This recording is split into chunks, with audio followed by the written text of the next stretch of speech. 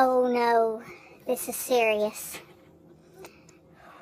We're out here at Mom's watching, what's that called, Beach Life. And these people bought this beach house on this canal, and at the very end they come out carrying these glasses. They weren't red Solo cups, they were glasses, like wine glasses.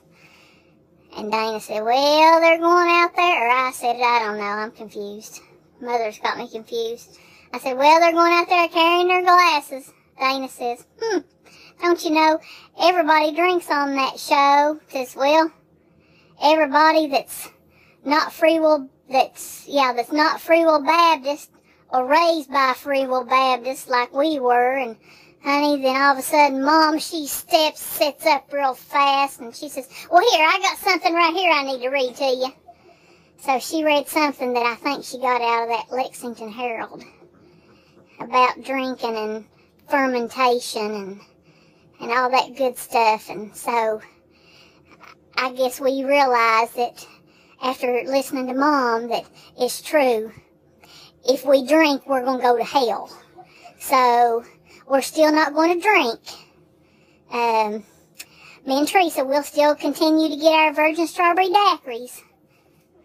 And I'll make sure that I always drink the first one, because remember that one time we was at Outback, Teresa, and at Destin, and I ordered strawberry daiquiri, and then you ordered strawberry daiquiri, but mine was fine. It just kind of gave me a sugar buzz, but then you started talking in tongue and calling David, and it was really odd, and I think you might even peed in the seat. Coming back, oh, no, I'm sorry. That was that person right there. But it's okay. I had leather seats, so it's all good.